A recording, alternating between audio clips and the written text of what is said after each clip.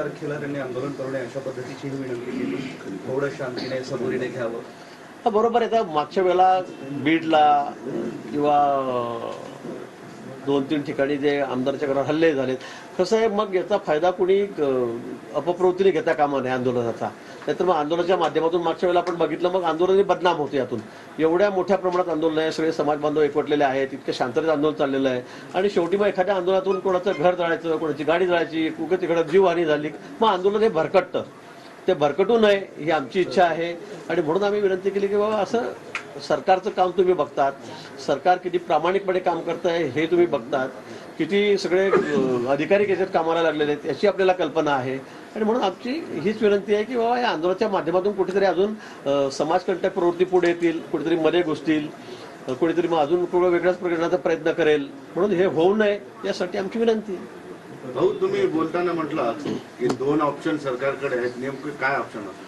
नाही, मी जरांगे पाटील साहेबांशी बोललेलो आहे. त्या क्युरेटिव्ह पिटिशनच्या माध्यमातून आम्ही त्या ठिकाणी आता दररोज त्याच्यावर एक्सरसाइज चाललेली आहे, दररोज काम चाललं आहे मान्य सर्वोच्च न्यायालयामध्ये, ते त्या ठिकाणी चाललेलं आहे. आणि दुसरीकडे आम्ही आता मागासवर्गीय आयोग याच्यावर नेमलेला आहे, बॅकवर्ड कमिशन नेमून त्या ठिकाणी मागच्या वेळेला ज्या क्युरीज राहिलेल्या आहेत, ज्या कोर्टाने निदर्शनं आणल्या की समाज हा कसा बॅकवर्ड आहे आर्थिकदृष्ट्या, शैक्षणिकदृष्ट्या, सामाजिकदृष्ट्या, हे सुद्धा त्या ठिकाणी तपासलं जात आहे आणि मला वाटतं दोघींपैकी कुठे निश्चित मार्ग निघणार आहे, प्रामाणिक आमची इच्छा आहे.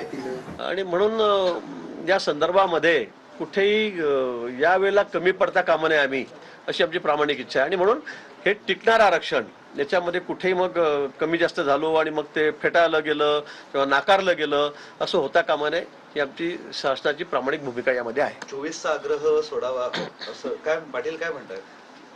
आता पाटील साहेब आपल्याशी त्या बाबतीत बोलतील, आम्ही त्यांना विनंती केली आहे, पण त्यांनी सांगितलं, आपण सगळे दाखवतात लाईव्ह आहे, आपण त्यांनी सांगितलं की मी या बाबतीमध्ये खूप समाधानी आहे, शासनाचं काम अतिशय योग्य पद्धतीने योग्य दिशेने त्या ठिकाणी चाललेलं आहे आणि म्हणून आम्ही ते सांगितलं की थोडा अजून वेळ लागला तरी चालेल, पण आम्हाला कायमस्वरूपी टिकणारं आरक्षण द्यायचं आहे.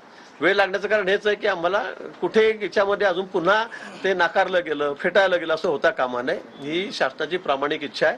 आणि म्हणून आता एवढं अंतिम टप्प्यामध्ये ते आलेलं आहे आणि असं असताना अल्टिमेटम वगैरे ठीक आहे, पण आपल्याला शेवटी समाजाचं हित बघायचं आहे, त्या गोष्टीचा फायदा कसा होईल ते बघायचं आहे आणि त्यासाठी आम्ही त्यांना विनंती केलेली आहे. तुम्हाला एक तक्रार केली त्यांनी भुजबळांची, बरंच काही सांगितलं, मी ऐकत होतो, काय तुम्ही त्यांना सांगणार, निरोप देणार? वर नाही, मी भुजबळ साहेब हे आमचे ज्येष्ठ नेते आहेत, त्या बाबतीमध्ये सीएम साहेब त्याच्याशी बोलले, देवेंद्रजी त्याच्याशी बोललेत, अजितदादाही त्यांच्याशी बोलतायत.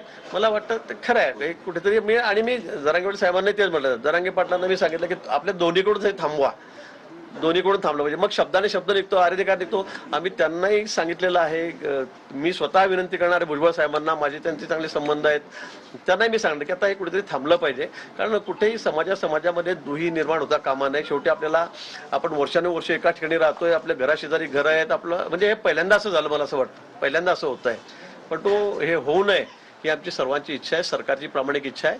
भुजबळ साहेबांना आम्ही निश्चित या संदर्भात विनंती करू, आपणही आणि भुजबळ साहेबही दोन्ही जण आता शांतता ठेवावी. आता आपलं जी मागणी आहे ते आता अंतिम टप्प्यात आलेली आहे, मी सांगेल आपल्याला. आणि म्हणून थोडा वेळ अजून थांबून आपल्या पत्रामध्ये हे सगळं आपला न्याय आहे किंवा आरक्षण आहे हे आपल्याला पाडून घ्यायचं आहे आणि त्यासाठी शासन हे कटिबद्ध आहे. थोडा वेळ लागेल असं दिसतंय, कारण 24 तारखेची मुदत वाढवावी असं तर प्रत्यक्ष आहे तुमचं म्हणणं. निश्चित करावी लागेल, कारण ते टिकणार द्यावं लागणार आहे आपल्याला. आपण बघतात आता सर्वोच्च न्यायालयामध्ये 3-4 दिवस झाले काम त्याच्यावर चाललेलं आहे. आमचं आता बॅकवर्ड कमिशन, त्याच्यामध्ये काही अडचणी होत्या, आता नवीन अध्यक्ष आम्ही त्याच्यामध्ये नेमलेत, नवीन टीम त्याच्यामध्ये नेमलेली आहे, 30 लोकांना कामाला लागलेली आहे. होत्या काही अडचणी, त्या आता दूर झालेल्या आहेत. काही कारणामुळे त्यांनी राजीनामे दिलेत, ते आता मी इथे बोलू इच्छित नाही, पण लगेच दुसऱ्या दिवशी आम्ही लगेच अध्यक्ष त्या ठिकाणी नेमले. आम्ही काही थांबलो नाही की आता अध्यक्ष नाही तर म्हणून आता मागासवर्गीय आयोगाचं काम थांबून गेलेलं आहे, आता वेळ लागेल असं आमचं म्हणणं नाही. आम्ही लगेच दुसऱ्या दिवशी त्या ठिकाणी ते सगळे पदं भरलेली आहेत आणि त्यावर कामाला अतिशय जोमाने सुरुवात केली आहे, जोरात सुरुवात झालेली आहे. आणि म्हणून मी सांगितलं की आता एकदम 24 असं हातगाईवर नाही, की थोडं आपल्याला वेळ द्यावा लागले चालेल, पण आपल्यालाही दिसतंय, तुम्हालाही दिसतंय, सगळा समाज या ठिकाणी बघतोय की काम वेगाने चाललेलं आहे आणि निश्चित आता हे अंतिम टप्प्यात आलेलं आहे आणि हे यश आपल्या पदरात पडणार.